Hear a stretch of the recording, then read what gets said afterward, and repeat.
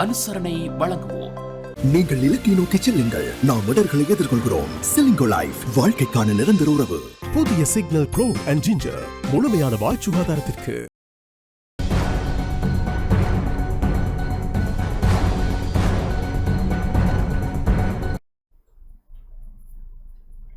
வணக்கம். டான் தமிழொலியின் இரவு நேர பிரதான செய்திகளுடன் இணைந்திருக்கின்றோம். இணைந்திருப்பது கோபிகிருஷ்ணா கோஷிகா. முதலில் தலைப்புச் செய்திகள்.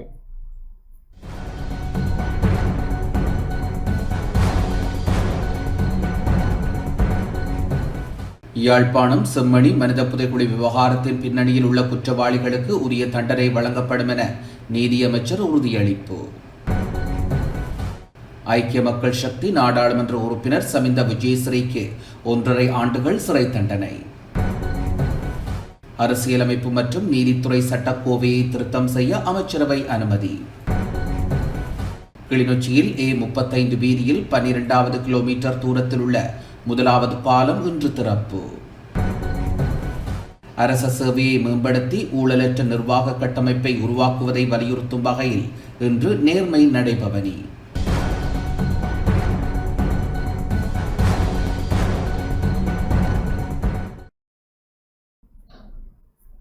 தொடர்வன முதன்மை செய்திகள்.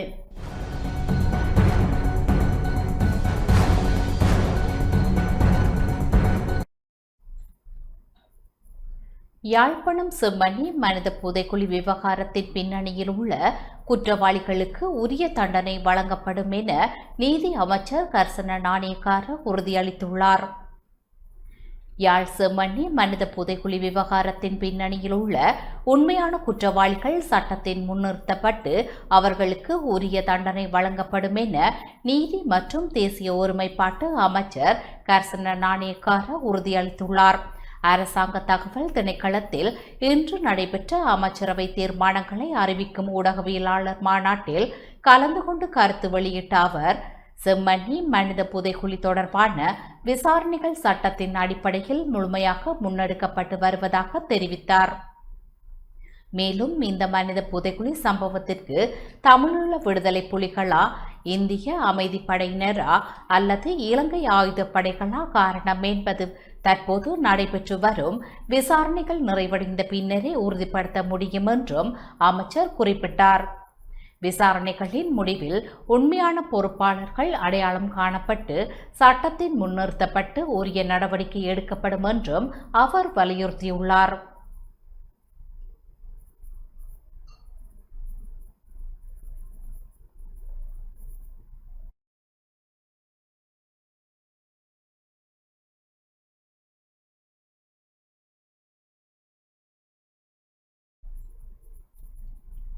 இதேவேளை தற்போது 11 லட்சத்துக்கும் அதிகமான வழக்குகள் நிலுவையில் உள்ளதாகவும் இந்த வழக்குகளை விரைவுபடுத்துவதற்கும் அனுபவம் வாய்ந்த நீதிபதிகளின் சேவையை பெற்றுக்கொள்வதற்கும் எதிர்பார்ப்பதாக நீதி மற்றும் தேசிய ஒருமைப்பாட்டு அமைச்சர் கர்சன நாணயக்கார தெரிவித்துள்ளார். நீதிபதிகளின் ஓய்வு பெறும் வயதை உயர்த்தும் அமைச்சரவை தீர்மானம் குறித்து இன்று நடைபெற்ற அமைச்சரவை முடிவுகளை அறிவிக்கும் செய்தியாளர் சந்திப்பில் கலந்து கொண்டு கருத்து தெரிவிக்கும் போதே அவர் இதனை தெரிவித்தார். අපි දීපු ජනතාධිපතික පොරොන්දුවක් තමයි අධිකරණ වල මිනිසයන් රස්තිය අඩු වෙනවා. நாங்கள் கொடுத்த ஒரு வாக்குறுதி என்னவென்றால் நீதிமன்றங்களில் மக்கள் நீண்ட நேரம் காத்திருக்க வேண்டியுள்ளது. மாதக்கணக்கில் வருடக்கணக்கில் நீதிமன்றங்களில் வழக்குகள் செல்லும் போது மக்கள் அலைக்கழிக்கப்படுகிறார்கள். எனவே நீதிமன்றங்களும் ஏனைய அமைப்புகளைப் போல திறம்பட செயல்பட வேண்டும். அந்த செயல்திறனை அதிகரிப்பதற்கு நீதிபதிகளின் வயதை உயர்த்துவது ஒரு பக்கம் மட்டுமே. நாம் இன்னும் பல கோணங்களில் தலையிடுகிறோம். முக்கியமாக அரச பகுப்பாய்வாளர் திணைக்களத்தில் உள்ள பிரச்சனைகளை தீர்த்து அதை விரைவுபடுத்த வேண்டும். அதுவும் வழக்குகள் தேங்கி நிற்கும் ஒரு இடமாகும். அதே போல சட்டமா அதிபர் திணைக்களத்தில் உள்ள பிரச்சனைகளும் தீர்க்கப்பட வேண்டும். மேலும் நீதி அமைச்சு மற்றும் நீதிமன்ற ஊழியர்கள் தற்சமயம் நியமிக்கப்பட்டு வருகிறார்கள். நிலுவையில் உள்ள 11 லட்சம் வழக்குகளை கொண்ட அமைப்பை விரைவுபடுத்துவது மிகவும் அவசியமான ஒன்றாகும். ஆனால் அதை செய்ய வேண்டுமானால் முக்கிய விடயம் என்னவென்றால், வழக்கமாக ஒரு வளர்ந்த நாட்டில் 10 லட்சம் மக்களுக்கு 40 முதல் 60 அல்லது அதற்கு மேற்பட்ட நீதிபதிகள் இருப்பார்கள். ஆனால் இலங்கையில் 10 லட்சம் மக்களுக்கு சுமார் 20 நீதிபதிகள் மட்டுமே உள்ளனர். உண்மையில் இந்த நெருக்கடி வர முக்கிய காரணம் என்னவென்றால் கடந்த 10 தொடக்கம் 15 வருடங்களாக ஒரு முறையான கணிப்புடன் நீதிபதிகளின் எண்ணிக்கை அதிகரிக்கப்பட்டிருக்க வேண்டும். ஆனால் அவ்வாறு நடக்காததால் தான் வழக்குகள் நிலுவையில் உள்ளன. හැබැයි අපි විරෝධී තියෙන කරුණු සැලකිල්ලට අරගෙන ඒවත් අපි ප්‍රශ්න විසඳන අපි කිසි දෙයක් බැහැර කරන්නේ නැහැ.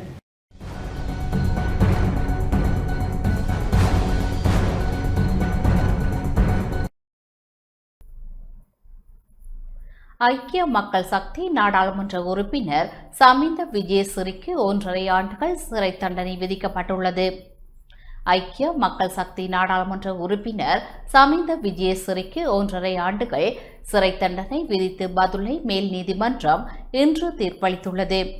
இரு போலீஸ் அதிகாரிகளின் கடமைகளுக்கு சட்டவிரோதமாக இடையூறு விளைவித்தல் மற்றும் அவர்களை அச்சுறுத்தியமை உள்ளிட்ட குற்றச்சாட்டுகளின் பேரில் இந்த தீர்ப்பு வழங்கப்பட்டுள்ளது. இந்த வழக்கு பதுளை மேல் நீதிமன்ற நீதிபதி ஜெயராம் ட்ரக்கிய முன்னிலையில் விசாரணைக்கு எடுத்துக் கொள்ளப்பட்டது.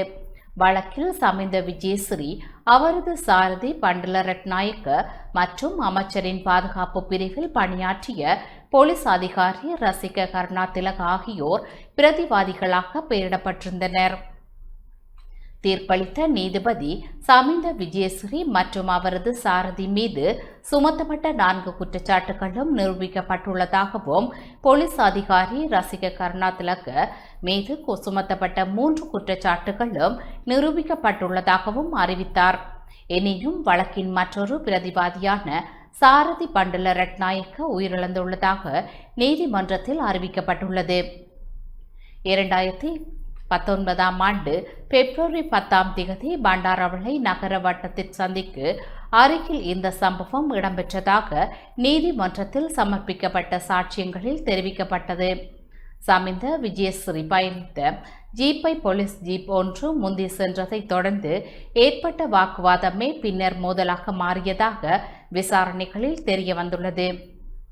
அந்த சம்பவத்தின் போது இரு போலீஸ் அதிகாரிகளின் கடமைகளுக்கு இடையூறு விளைவித்ததுடன் அவர்களை அச்சுறுத்திய குற்றச்சாட்டுகளின் அடிப்படையில் சமிந்த விஜயசிறிக்கு 1.5 ஆண்டுகள் சிறை தண்டனை விதித்து பதுளை மேல் நீதிமன்றம் தீர்ப்பளித்துள்ளது. அரசியலமைப்பு மற்றும் நீதித்துறையை சட்டக்கோவையை திருத்தம் செய்ய அமைச்சரவை அனுமதி வழங்கியுள்ளது.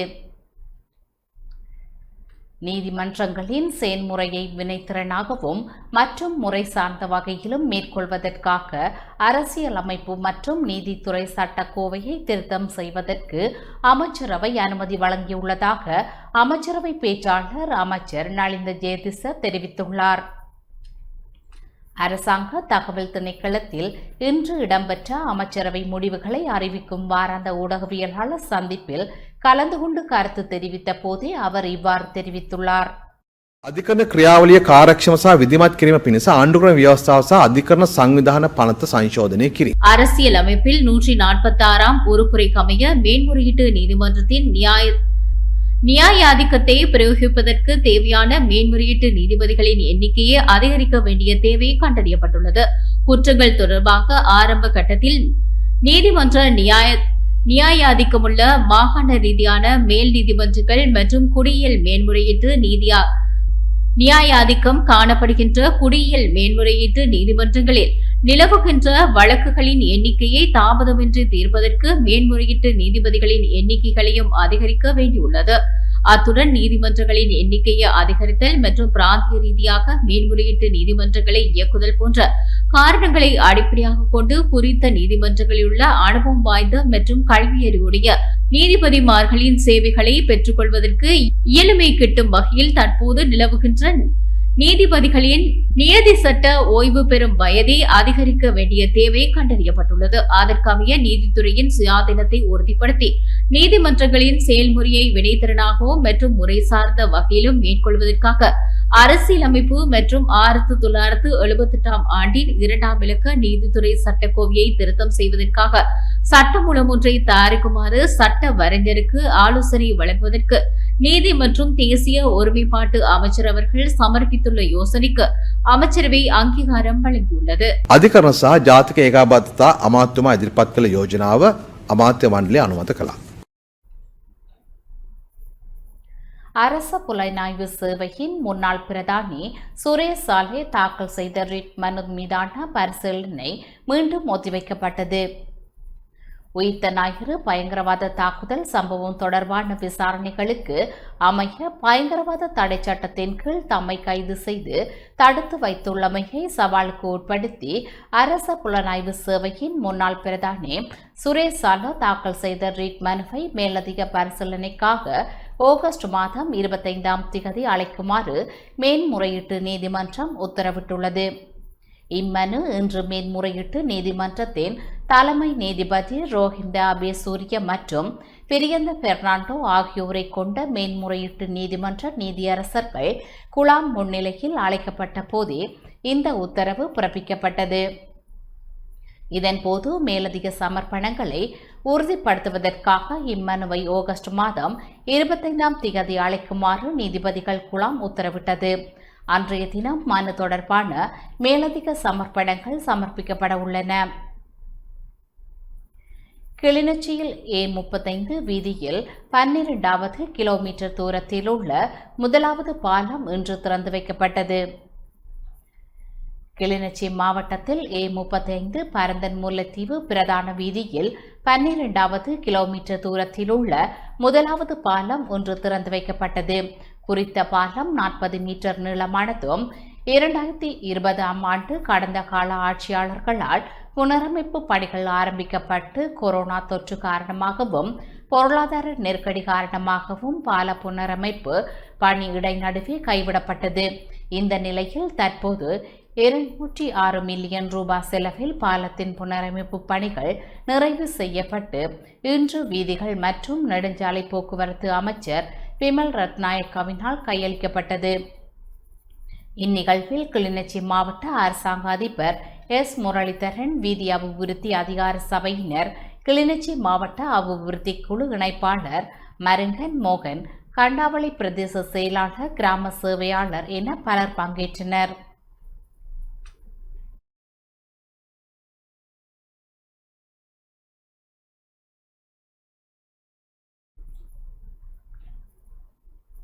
இதேவேளை கிளிநொச்சி மாவட்டத்தின் பச்சிலைப்பள்ளி பிரதேச செயலக பிரிவுக்குட்பட்ட இத்தாவில் கோவில்காடு பிரதான வீதியின் புனரமைப்பு பணிகள் இன்று அமைச்சர் விமல் ரட்நாயக்க தலைமையில் ஆரம்பித்து வைக்கப்பட்டன. பிராந்திய உட்கட்டமைப்பு அபிவிருத்தி வேலை திட்டத்தின் கீழ் முன்னெடுக்கப்படும் இத்திட்டத்தின் ஊடாக நீண்ட காலமாக சேதமடைந்த நிலையில் காணப்பட்ட இத்தாவில் கோவில்காடு பிரதான வீதி புனரமைக்கப்பட உள்ளது. இதன் மூலம் அப்பகுதி மக்களின் போக்குவரத்து வசதிகள் மேம்படுவதோடு கல்வி, சுகாதாரம், விவசாயம், வர்த்தகம் மற்றும் ஏனைய பொருளாதார நடவடிக்கைகளுக்கும் பங்களிப்பு கிடைக்கும் என எதிர்பார்க்கப்படுகின்றது.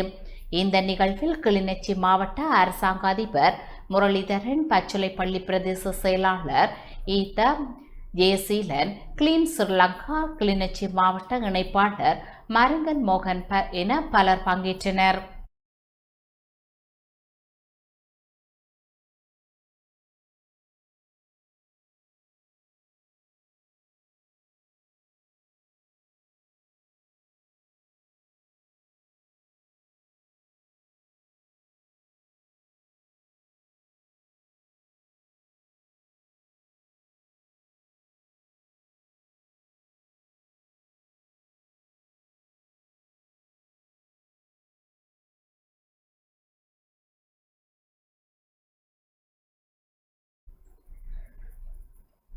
அத்துடன் நேர்மை வாரத்தின் 2ஆம் நாள் பயணத்தில் அமைச்சர் பிமல் ரட்நாயக்க பங்கேற்றார். கிளிநொச்சி பழைய மாவட்ட செயலக வளாகத்திலிருந்து ஆரம்பமான நடைப்பயணம் பசுமை பூங்கா வரை இடம்பெற்றது. குறித்த நடைப்பயணத்தில் கிளிநொச்சி மாவட்டத்தில் உள்ள அனைத்து அரசு திணைக்களங்களின் உத்தியோகத்தர்களும் பங்கேற்றனர்.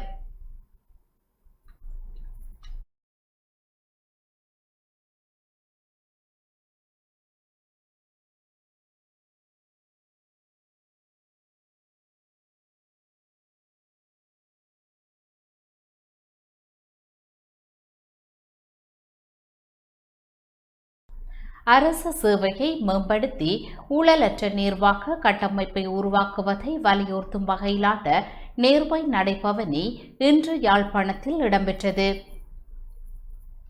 அரச சேவையின் தரம், வினைத்திறன் மற்றும் வெளிப்படைத்தன்மை ஆகியவற்றை மேம்படுத்தி ஊழலற்ற நிர்வாக கட்டமைப்பை உருவாக்குவதை வலியுறுத்தும் வகையிலான மாபெரும் நேர்மை நடைபவனி இன்று யாழ்ப்பாணம் மாவட்டத்தில் இடம்பெற்றது. ஜனாதிபதி செயலகத்தின் வழிகாட்டலுக்கு அமைய முன்னெடுக்கப்படும் நேர்மை கலாச்சாரம் கிளீன் ஸ்ரீலங்கா தேசிய செயற்பாட்டின் கீழ் நேர்மையான அரச சேவையை வழிப்படுத்தும் நோக்கில் நேர்மை வாரத்தின் 2ஆம் நாள் நிகழ்வு நேர்மை மிக்க டிஜிட்டல் அரச சேவை எனும் தொனிப்பொருளில் இடம்பெற்றது. வடக்கு மாகாண சபையும் யாழ்ப்பாணம் மாவட்ட செயலகமும் ஒருங்கிணைந்து முன்னெடுத்த இந்த நடைபவனியில் வடக்கு மாகாண சபை உத்தியோகத்தர்கள் பங்கேற்ற அணியை வடக்கு மாகாண ஆளுநர் நாவண்ணா வேதநாயகன் ஆளுநர் செயலக முன்றலில் ஆரம்பித்து வைத்தார். இதேவேளை யாழ்ப்பாணம் மாவட்ட செயலகம் மற்றும் நிரல் அமைச்சுக்களின் கீழான திணைக்கள அணியை அரசாங்க அதிபர் மானா பிரதீபன் மாவட்ட செயலகம் முன்றலில் ஆரம்பித்து வைத்தார். ஆளுநர் செயலகம் மற்றும் மாவட்ட செயலக முன்றல்களில் இருந்து 2 அணிகளாக ஆரம்பமான இந்த நடைபவனி யாழ்ப்பாணம் மாவட்ட செயலகத்திற்கு முன்னால் உள்ள ஏனையின் வீதியில் ஒன்றிணைந்தது. அங்கிருந்து ஆஸ்பத்திரி வீதி ஊடாக வேம்படி சந்தியை சென்றடைந்தது. பின்னர் பிரதான வீதி ஊடாக மீண்டும் மாவட்ட செயலக முன்றலை அடைந்தது. எவ்வித மேற்பார்வையுமின்றி தார்மீக ரீதியாக செயற்பட்டு தனிப்பட்ட நலன்களை விட பொதுமக்களின் நலனுக்கு முன்னுரிமை வழங்கும் அரச உத்தியோகத்தர்களை உருவாக்குவதே இந்த தேசிய வேலை திட்டத்தின் பிரதான நோக்கமாகும். இந்த நேர்மை நடைபவனியில் ஆளுநர் நாவண்ணா வேதநாயகன், வடக்கு மாகாண பிரதம செயலாளர், யாழ்ப்பாணம் மாவட்ட செயலாளர், மாகாண அமைச்சுக்களின் செயலாளர்கள், பிரதேச செயலாளர்கள், திணைக்கள தலைவர்கள், போலீஸ் பாதுகாப்பு மற்றும் கடற்படை உத்தியோகத்தர்கள், மாகாண சபைக்குட்பட்ட அமைச்சுக்கள் மற்றும் திணைக்களங்களின் உத்தியோகத்தர்கள், மாவட்ட மற்றும் பிரதேச செயலகங்களின் உத்தியோகத்தர்கள், ஸ்ரீன் கிளினங்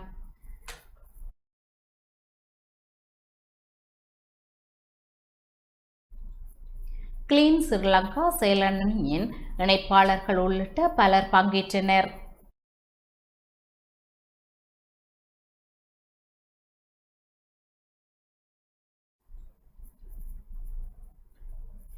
நேர்மையான மற்றும் வெளிப்படைத்தன்மை கொண்ட அரசு சேவையை கட்டியெழுப்பும் நோக்கில் நேர்மை கலாச்சாரம் கிளீன் ஸ்ரீலங்கா வேலை திட்டத்தின் 2ஆம் நாளான இன்று மன்னார் மாவட்ட அரச உத்தியோகத்தர்களின் நடைபவனி இடம்பெற்றது.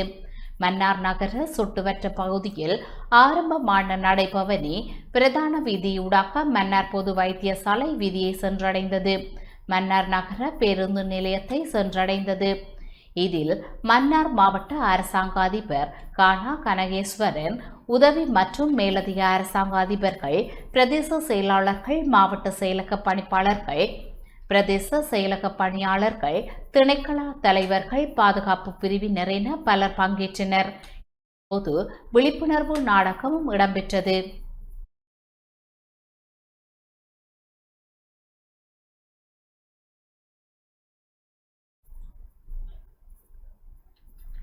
நேர்மையான கலாச்சாரம் தூய்மையான இலங்கை தேசிய செயற்திட்டத்தின் 2ஆம் நாளான இன்று முல்லைத்தீவு மாபெரும் விழிப்புணர்வு நடைபவனி இடம்பெற்றது. இன்று காலை 9 மணிக்கு கரைத்துறைப்பற்று பிரதேச செயலக முன்றலில் விழிப்புணர்வு நாடகம் ஒன்று இடம்பெற்றதைத் தொடர்ந்து அங்கிருந்து மாவட்ட அரசாங்க அதிபர் ஆனா உமா மகேஸ்வரன் தலைமையில் பேரணி ஆரம்பமாகியது. முல்லைத்தீவு மாவட்ட செயலக வளாகம் வரை இடம்பெற்றது. அரசு சேவை என்பது நேர்மை, வெளிப்படைத்தன்மை, வினைத்திறனான செயற்பாட்டுடன் ஊழல் மற்றும் லஞ்சமற்ற உண்மையுடனும் அர்ப்பணிப்புடனும் பொதுமக்களுக்கு சேவையாற்ற வேண்டும் என்ற நோக்கில் விழிப்புணர்வு நடைபவனி இடம்பெற்றது.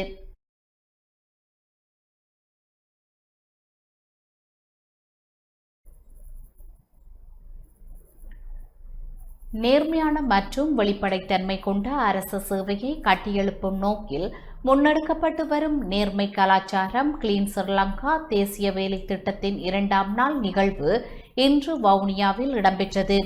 இதன் முக்கிய அங்கமாக அரச ஊழியர்கள் மற்றும் பொதுமக்களிடையே நேர்மையின் முக்கியத்துவத்தை உணர்த்தும் வகையிலான விழிப்புணர்வு நடைபவனி ஒன்று முன்னெடுக்கப்பட்டது.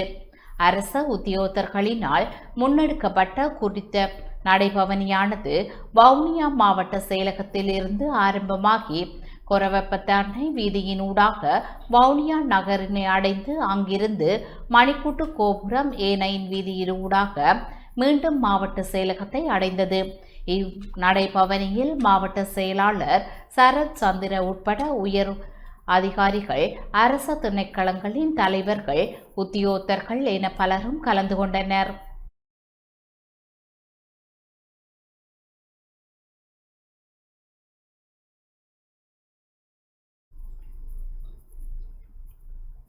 திருகோணமலையில் தேசிய நேர்மை வாரத்தின் மாவட்ட பிரதான விழிப்புணர்வு நடைபவனி இன்று மாவட்ட மேலதிக அரசாங்க அதிபர் எஸ். சுதாகரன் அவர்களின் தலைமையில் நடைபெற்றது.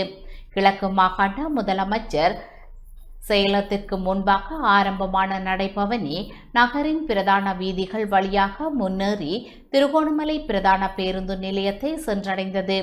நடைபவனியில் பங்கேற்றவர்கள் நேர்மை, ஊழலற்ற நிர்வாகம், வெளிப்படைத்தன்மை, பொறுப்புக்கூறல் மற்றும் தூய்மையான அரச சேவை தொடர்பான விழிப்புணர்வுகள் வாசகங்களை பொறிக்கப்பட்ட பதாதைகளை ஏந்தியவாறு பொதுமக்களுக்கு விழிப்புணர்வை ஏற்படுத்தினர்.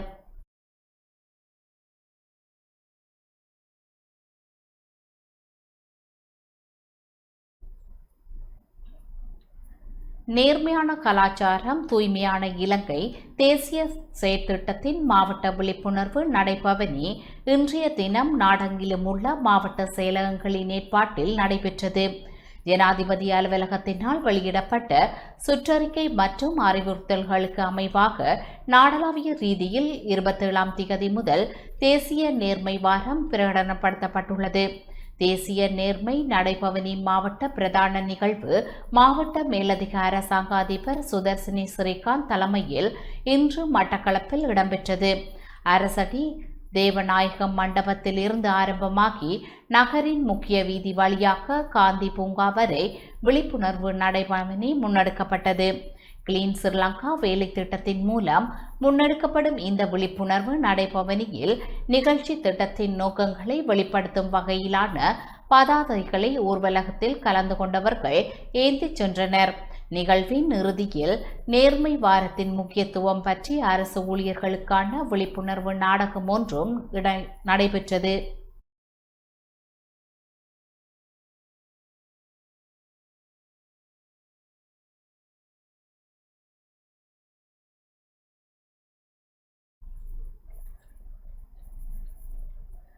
மாத்தளை மாவட்ட செயலகத்தின் அதிகாரிகள் மற்றும் அரச ஊழியர்கள் இணைந்து நேர்மையான நாடு, தூய்மையான இலங்கை உருவாக்குவோம் எனும் தொனிப்பொருளில் ஏற்பாடு செய்யப்பட்டிருந்த மக்கள் விழிப்புணர்வு பேரணி இன்று செவ்வாய்க்கிழமை இடம்பெற்றது. மாத்தளை மாவட்ட செயலக காரியாலயத்திலிருந்து தர்மபால மாவட்ட ஊடாக ராஜவீதியை வந்தடைந்து ராஜவீதி வழியாக மாமரத்து பேருந்து தரிப்பிடத்தில் தரித்து நின்று நாட்டை நேர்மையான பாதையில் இட்டுச் செல்வோம். தலைமுறையின் பொறுப்பு மிக்க உறுப்பினர்களாக நாம் அனைவரும் ஒன்றிணைவோம் என்னும் தொனிப்பொருளில் வீதி நாடகம் ஒன்று முன்னெடுக்கப்பட்டது. பின்னர் ரோசா வீதி வழியாக மாவட்ட காரியாலயத்தினை சென்றடைந்தனர். இந்நிகழ்வில் மாத்தறை மாவட்ட செயலாளர் பிரசன்ன மதநாயக்க உட்பட அதிகாரிகள் பலர் கலந்து கொண்டனர்.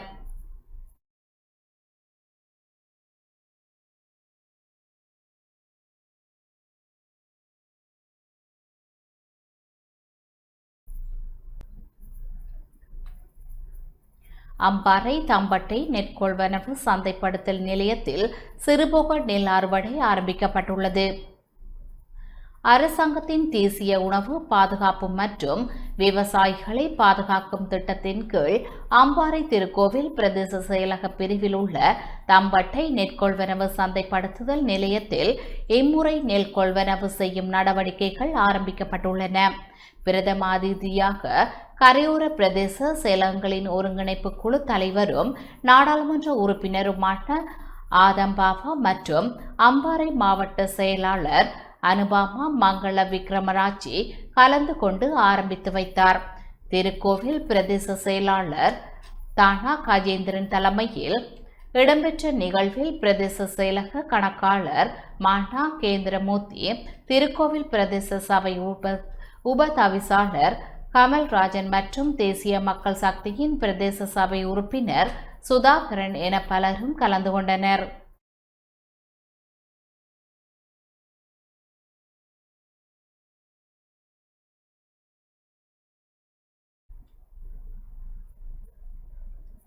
நாட்டின் பல்வேறு மாவட்டங்களில் முன்னெடுக்கப்பட்டு வரும் நெல் கொள்வனவு நடவடிக்கைகளில் கடந்த 2 வாரங்களில் 7,267 மெட்ரிக் டன் நெல் கொள்வனவு செய்யப்பட்டுள்ளது.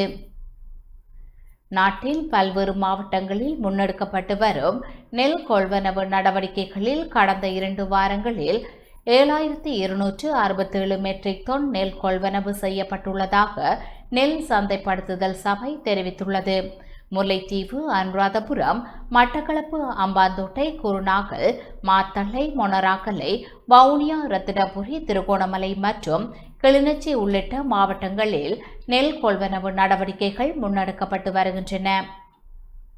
நெல் சந்தைப்படுத்துதல் சபையின் தலைவர் மஞ்சுளா பின்லாந்து தெரிவிக்கையில் 71 கொள்வனவு நிலையங்களூடாக இந்த நடவடிக்கைகள் இடம்பெற்று வருவதாக குறிப்பிட்டார். இதன்படி 1 கிலோகிராம் நாட்டரிசி நெல்லை 120 ரூபாவுக்கும், சம்பா நெல்லை 130 ரூபாவுக்கும், கீரி சம்பா நெல்லை 140 ரூபாவுக்கும் அரசாங்கம் கொள்வனவு செய்து வருவதாக நெல் சந்தைப்படுத்துதல் சபை தெரிவித்துள்ளது.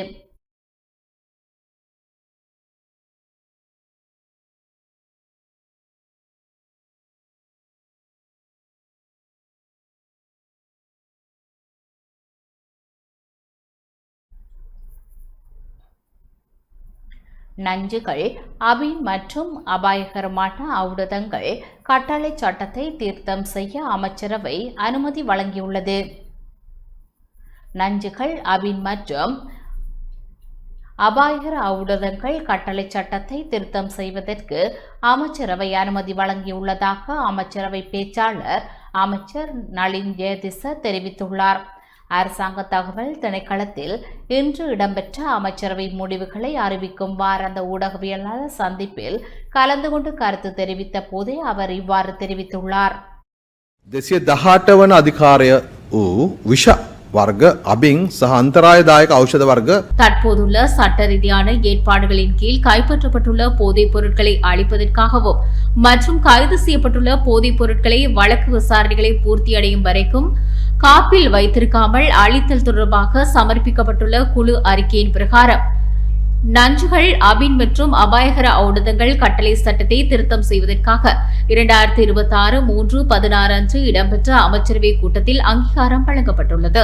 அத்துடன் ஆழ்கடலில் அபாயகர ஔடதங்களை உற்பத்தி செய்தல் அல்லது உடைமையில் வைத்திருத்தல் தொடர்பாக 2026 ஆண்டின் 7ஆம் இலக்க நச்சுகள், அபின் மற்றும் அபாயகர ஔடதங்கள் சட்டத்தின் ஏற்பாடுகளை கருத்தில் கொண்டு நச்சுகள், அபின் மற்றும் அபாயகர ஔடதங்கள் கட்டளை சட்டத்தின் 54(1) மற்றும் 83 2ஆம் பிரிவு மற்றும் 3வது அட்டவணையை திருத்தம் செய்வதற்கு 2026 4/20 அன்று இடம்பெற்ற அமைச்சரவை கூட்டத்தில் அங்கீகாரம் வழங்கப்பட்டுள்ளது. அதற்கமைய குறித்த திருத்தங்களுக்கு சட்ட வரைஞரால் தயாரிக்கப்பட்டுள்ள சட்டமூலத்தை அரச வர்த்தமானியில் வெளிப்படுத்துவதற்கும் பின்னர் நாடாளுமன்ற அங்கீகாரத்திற்காக சமர்ப்பிப்பதற்கும் நீதி மற்றும் தேசிய ஒருமைப்பாட்டு அமைச்சர் சமர்ப்பித்துள்ள யோசனைக்கு அமைச்சரவை அங்கீகாரம் வழங்கியுள்ளது. අනුමැතිය සඳහා පාර්ලිමේන්තුව වෙත ඉදිරිපත් කිරීමටත් අධිකරණ හා ජාතික ඒකාබද්ධතා අමාත්‍යතුමා ඉදිරිපත් කළ යෝජනාව අමාත්‍ය මණ්ඩලය අනුමත කළා.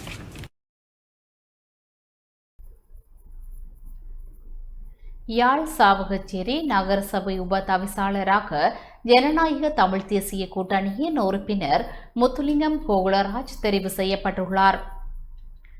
யாழ் சாவகச்சேரி நகரசபை உப தவிசாளராக ஜனநாயக தமிழ் தேசிய கூட்டணியின் உறுப்பினர் முத்துலிங்கம் கோகுலராஜ் திருவுளச்சீட்டு மூலம் தெரிவு செய்யப்பட்டுள்ளார். சாவகச்சேரி நகரசபை உப தவிசாளர் தெரிவு உள்ளூராட்சி ஆணையாளர் சாம்பசிவம் சுதர்சன் தலைமையில் இன்று இடம்பெற்றது. இதன்போது உப தவிசாளர் தெரிவிற்காக தமிழ் தேசிய மக்கள் முன்னணி மற்றும் ஜனநாயக தமிழ் தேசிய கூட்டணி சார்பாக முத்துலிங்கம் கோகுலராஜ் போட்டியிட்டார். தமிழரசு கட்சி சார்பாக பவுலினா சுபோதினி,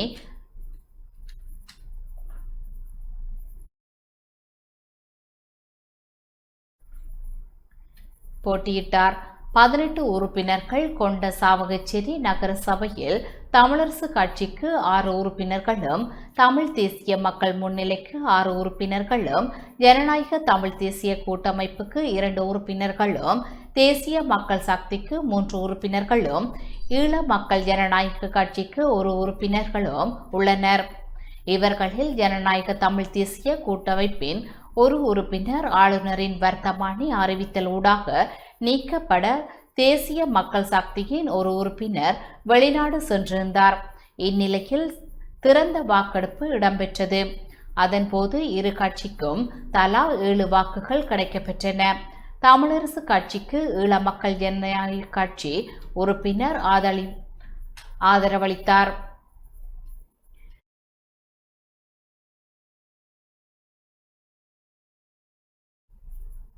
தேசிய மக்கள் சக்தி உறுப்பினர்கள் இருவரும் நடுநிலைமை வகித்தனர்.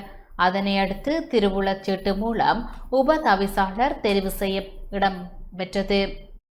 எங்களுடைய சபை எந்த விதத்திலேயும் கட்சி பேதமின்றி இங்கு நடைபெறுகிறது என்பதை நான் மிக்க பட்டவர்த்தனமாக தெரிவித்துக் கொள்ள வேண்டும். இது ஒரு போட்டி என்று வருகின்ற பொழுது கட்சி சார்பில் அவர்களும் ஒரு போட்டியாளரை இங்கு நிறுத்தி இருக்கின்றார்கள். அந்த வகையில் அவர்களும் எங்களோடு வருங்காலத்தில் இந்த சபைக்கு பூரணமாக வளமை போல ஒத்துழைப்பார்கள் என்று நான் நம்புகின்றேன். அந்த வகையில் இந்த சாவகச்சேரி நகராட்சி மன்றத்தினுடைய செயற்பாடு எங்களுடைய புதிய உபதவிசாளர் கோகுலராஜினுடைய அவர்களுடைய பக்கத்துணையோடு மிக திறமையாக நடக்கும். வீடமைப்பு அதிகார சபையினால் மட்டக்களப்பில் 71 பயனாளிகளுக்கு சுமார் 7.16 மில்லியன் பெறுமதியான காசோலைகள் வழங்கப்பட்டன. கிழக்கு மாகாண வீடமைப்பு அதிகார சபையினால் மட்டக்களப்பு மாவட்டத்தில் சேதமடைந்த வீடுகளை திருத்துவதற்கும் புனரமைப்பதற்குமான நிதியுதவி காசோலைகள் பயனாளிகளுக்கு வழங்கி வைக்கப்பட்டு வருகின்றன. ஜனாதிபதியின் நாடே முதன்மை மற்றும் கிளீன் ஸ்ரீலங்கா திட்டத்தின் கீழ் இந்த நிதிகள் வழங்கப்பட்டு வருகின்றன. கிழக்கு மாகாண வீடமைப்பு அதிகார சபையினால் 71 பயனாளிகளுக்கு சுமார் 7.16 மில்லியன் பெறுமதியான காசோலைகள் இன்று மட்டக்களப்பு பழைய மாவட்ட செயலக மாநாட்டு மண்டபத்தில் வைத்து வழங்கப்பட்டது. கிழக்கு மாகாண வீடமைப்பு அதிகார சபையின் தவிசாளர் பொறியியலாளர் ஞாவண்ணா சுகுமார் தலைமையில் இடம்பெற்ற நிகழ்வில் பாராளுமன்ற உறுப்பினர் கந்தசாமி பிரபு பிரதம அதிதியாக கலந்து கொண்டு பயனாளிகளுக்கான காசோலைகளை வழங்கி வைத்தார். கிழக்கு மாகாண வீடமைப்பு அதிகார சபையின் மட்டக்களப்பு மாவட்ட பொறியியலாளர் எஸ் வினோராஜ், கிழக்கு மாகாண வீதி போக்குவரத்து அதிகார சபையின் தவிசாளர் பிரிதர்ஸ் நளினி உள்ளிட்ட கிழக்கு மாகாண வீடமைப்பு அதிகார சபையின் உயர் அதிகாரிகள் உத்தியோகத்தர்கள் என நிகழ்வில் கலந்து கொண்டனர். எதிர்க்கட்சி சார்ந்தவர்கள் தொடர்ச்சியாக ஒன்றிணைந்து கொண்டிருக்கின்றார்கள். கடந்த காலங்களில் போதைப் பொருளுக்கு எதிராகவும் பாதாள உலக செயற்பாடுகளுக்கு எதிராகவும் இந்த அரசு தொடர்ச்சியாக அதை தடுப்பதற்கானதும் குற்றத்தில் ஈடுபடுபவர்களுக்கு எதிரான தண்டனை வழங்குகின்ற விடயத்திலும் முன்முறமாக நாங்கள் செயற்பட்டு கொண்டதை அவர்களால் தாங்கிக் கொள்ள முடியாத ஒரு நிலைமை ஏற்பட்டிருக்கின்றது. எனக்கு தெரியும், ஒவ்வொரு குற்றச்செயலும் ஒரு பாதாள உலக செயற்பாடுகளும் இந்த போதை கலாச்சாரத்தை இந்த நாட்டில் உருவாக்கி தந்தவர்களில் மிக முக்கியமான பின்னூட்டாக இருந்தவர்கள் அந்த அரசியல்வாதிகள். தெரியும், அதோட தொடர்பட்ட பல விசாரணைகள் முன்னெடுக்கப்படும் போது இந்த அரசியல்வாதிகளைத்தான் இறுதியாக அந்த விசாரணை கடைசியாக அவர்களை சென்றடைகின்றன. அப்போ இந்த விடயங்களிலே அவர்களால் தெரியும், சட்டம் இப்போது சரியான முறையில் நடைமுறைப்படுத்தப்பட்டு வருகின்றது. யாராக இருந்தாலும் சட்ட ரீதியான நடவடிக்கைகளை உடனடியாக மேற்கொள்ளப்பட்டு வருகின்றன. ஆகவே போலீஸ் திணைக்களமாக இருந்தாலும் சரி, நீதித்துறையாக இருந்தாலும் சரி, அவர்கள் தங்களது கடமைகளை சரியாக செயற்பட்டு கொண்டு வருகின்றார்கள். அது தொடர்பாக அவர்கள் ஐயம் கொண்டிருக்கக்கூடும். அந்த அடிப்படையிலே இவர்கள் அரசை வீட்டுக்கு அனுப்புகின்ற ஒரு செயற்பாடுகளை முன்னெடுப்பதாக கூறிக்கொண்டு தங்களது இணைவுகளை செயற்பட்டு கொண்டிருக்கின்றார்கள். ஆனால் இது அனைத்துமே தங்களை தாங்களே காப்பாற்றிக் கொள்ளுகின்ற ஒரு இணைவாகத்தான் இருக்கின்றது. இலங்கையில் அடுத்த சில மாதங்களில் அதிக வெப்பநிலையும் குறைவான மழை வீழ்ச்சியும் நிலவக்கூடும் என வளிமண்டலவியல் திணைக்களம் எச்சரித்துள்ளது. எல்னினோ காலநிலை நிகழ்வு தொடரும் காரணமாக அடுத்த சில மாதங்களில் இலங்கையில் அதிக வெப்பநிலையும் குறைவான மழை வீழ்ச்சியும் நிலவக்கூடும் என வளிமண்டலவியல் திணைக்களம் எச்சரித்துள்ளது. வளிமண்டலவியலில் திணைக்களத்தின் பணிப்பாளர் நாயகம் அஜித் விஜய் மன்னா தெரிவிக்கையில், எல்னினோ தாக்கம் மற்றும் மேலும் 8 முதல் 10 மாதங்கள், அதாவது 2027 மார்ச் அல்லது ஏப்ரல் வரை நீடிக்கக்கூடும் என்றார். அக்டோபர் முதல் டிசம்பர் வரையான காலப்பகுதியில் இந்த காலநிலை நிகழ்வு மேலும் வலுப்படக்கூடும் என்றும், அடுத்த ஆண்டு முதல் காலாண்டில் படிப்படியாக பலவீனமடையும் என்றும் உலகளாவிய காலநிலை முன்னறிவிப்புகள் காட்டுவதாக அவர் தெரிவித்துள்ளார். எதிர்வரும் சில நாட்களில் சப்ரமுக மேல் மற்றும் வடமேல் மாகாணங்களிலும், காலி மாத்தறை, கண்டி மற்றும் நுவரெலியா மாவட்டங்களிலும் மழை வீழ்ச்சி அதிகரிக்கும் என எதிர்பார்க்கப்படுவதாகவும், குறிப்பாக ஜூலை 29ஆம் திகதி சில பகுதிகளில் பலத்த மழை பெய்யக்கூடும் எனவும் அவர் குறிப்பிட்டார். எனினும் வடக்கு, வடமத்திய மற்றும் கிழக்கு மாகாணங்களிலும், அம்பாந்தோட்டை மாவட்டத்திலும் நடப்பு மாத இறுதியும் ஆகஸ்ட் மாத தொடக்கமும் வரை அதிக வெப்பத்துடனும் வறட்சியான காலநிலையும் நீடிக்கும் என தெரிவிக்கப்பட்டுள்ளது. திருகோணமலை, வவுனியா, முல்லைத்தீவு மற்றும் மட்டக்களப்பு மாவட்டங்களில் வெப்பநிலை ஏற்கனவே 35 செல்சியஸ் பாகையை கடந்துள்ளதாகவும், மேலும் அதிகரிக்கும் சாத்தியம் இருப்பதாகவும் வளிமண்டல திணைக்களம் தெரிவித்துள்ளது.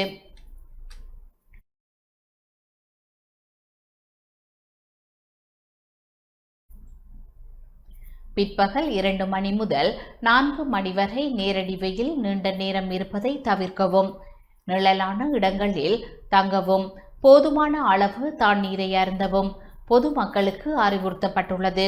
குறிப்பாக தொற்றா நோய்களினால் பாதிக்கப்பட்டவர்கள், முதியவர்கள் மற்றும் சிறுவர்கள் அதிக வெப்பத்திலிருந்து தங்களை பாதுகாத்துக் கொள்ளுமாறும் அறிவுறுத்தப்பட்டுள்ளது. செப்டம்பர் இறுதியிலும் அக்டோபரிலும் கிடைக்கும் மழையால் நீர்த்தேக்கங்களின் நீர்மட்டம் உயரக்கூடும் என்றாலும், அடுத்த ஆண்டின் முதல் காலாண்டுக்கான தேவையை கருத்தில் கொண்டு நீரை சிக்கனமாக முகாமைத்துவம் செய்ய வேண்டியது அவசியம் எனவும் தெரிவிக்கப்பட்டுள்ளது.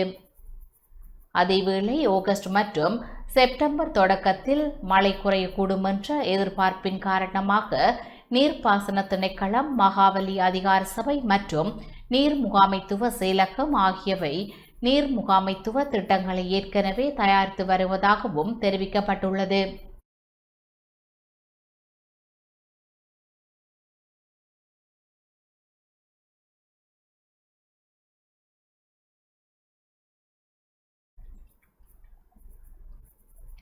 உலகின் வேகமாக முன்னேற்றம் கண்டுவரும் நாடுகளில் ஒன்றாக இலங்கை தரப்படுத்தப்பட்டுள்ளது. சர்வதேச முதலீட்டாளர்களின் நம்பிக்கையை மீட்டெடுக்கும் நடவடிக்கைகளில் இலங்கை குறிப்பிடத்தக்க முன்னேற்றத்தை பதிவு செய்துள்ளதாக சர்வதேச நீதி நிறுவனம் தெரிவித்துள்ளது. முதலீட்டாளர் உறவுகள் மற்றும் கடன் வெளிப்படைத்தன்மை தொடர்பான 2026ஆம் ஆண்டிற்கான மதிப்பீட்டு அறிக்கையில் உலகில் வேகமாக முன்னேற்றம் கண்டுவரும் நாடுகளில் ஒன்றாக இலங்கை தரப்படுத்தப்பட்டுள்ளது.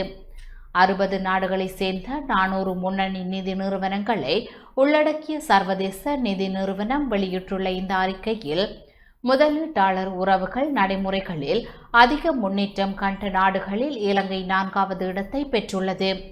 வியட்நாம், போலிஸ் மற்றும் மொசாம்பிக் ஆகிய நாடுகளை தொடர்ந்து முதலீட்டாளர் உறவுகளை மேம்படுத்திய நாடுகளின் பட்டியலில் இலங்கை இடம்பெற்றுள்ளது. 2026ஆம் ஆண்டிற்கான முதலீட்டாளர் உறவுகள் மதிப்பெண்ணில் இலங்கை 50க்கும் 43.67 புள்ளிகளை பெற்றுள்ளது. இது 2025ஆம் ஆண்டில் பதிவான 37.33 புள்ளிகளுடன் ஒப்பிடுகையில் குறிப்பிடத்தக்க அதிகரிப்பாகும். மேலும் கடன் வெளிப்படைத்தன்மை தொடர்பிலும் இலங்கை சிறந்த முன்னேற்றத்தை பதிவு செய்துள்ளதாக சர்வதேச நிதி நிறுவனம் தெரிவித்துள்ளது. கடன் தொடர்பான தகவல்களை வெளிப்படுத்துதல், வெளியிடுதல், முதலீட்டாளர்களுக்கான தொடர்புகளை வலுப்படுத்துதல் மற்றும் நாட்டின் பொது நிதி நிலைமை தொடர்பான தெளிவை அதிகரித்துதல் ஆகியவை இந்த முன்னேற்றத்திற்கு காரணமாக அமைந்துள்ளதாக குறிப்பிடப்பட்டுள்ளது. சுற்றுச்சூழல், சமூக மற்றும் நிர்வாக தரவுகள் தொடர்பாக தகவல்கள் வெளியீட்டிலும் இலங்கை முன்னேற்றம் கண்டுள்ளதாக அந்த அறிக்கையில் சுட்டிக்காட்டப்பட்டுள்ளது. இலங்கை எதிர்கொண்டுள்ள பொருளாதார நெருக்கடி மற்றும் அரச கடன் சவால்களுக்கு பின்னர் சர்வதேச முதலீட்டாளர்களின் நம்பிக்கையை மீள கட்டியெழுப்பும் முயற்சிகளுக்கு இந்த மதிப்பீடு முக்கிய அங்கீகாரமாக அமைந்துள்ளது. வெளிப்படைத்தன்மை, முதலீட்டாளர்களுக்கான சிறந்த தொடர்பாடல் மற்றும் கடன் தகவல் பரிமாற்றத்தை மேம்படுத்துதல் ஆகியவை இலங்கையின் நீண்டகால பொருளாதார நம்பிக்கைத்தன்மையை மீட்டெடுக்கும் பயணத்தில் முக்கிய பலமாக மாறி வருவதாக சர்வதேச நிதி நிறுவனம் தெரிவித்துள்ளது.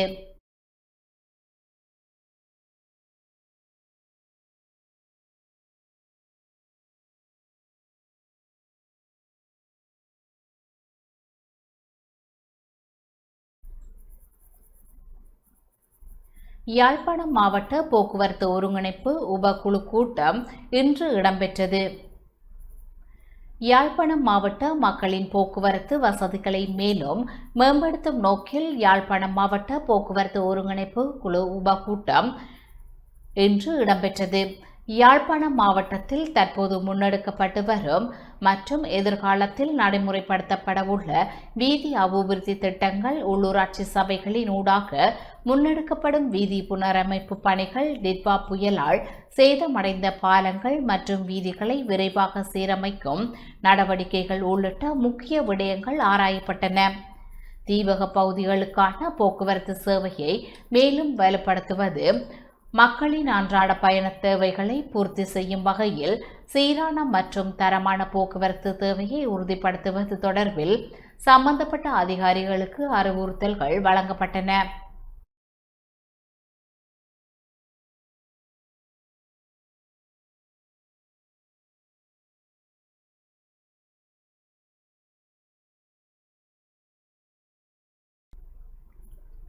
இத்துடன் டான் தமிழொலியின் இரவு நேர பிரதான செய்திகள் நிறைவடைந்தன. தொடர்ந்தும் டான் தமிழொலியின் நிகழ்ச்சிகளுடன் இணைந்திருங்கள். நன்றி, வணக்கம்.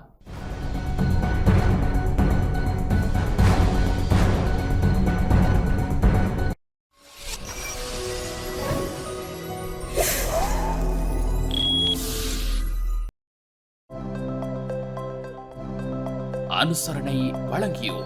நீங்கள் இலக்கை நோக்கி செல்லுங்கள், நாம் இடர்களை எதிர்கொள்கிறோம். செலிங்கோ லைஃப், வாழ்க்கைக்கான நிரந்தர உறவு. புதிய சிக்னல் ப்ரோ அண்ட் ஜிஞ்சர் முழுமையான வாய் சுகாதாரத்திற்கு.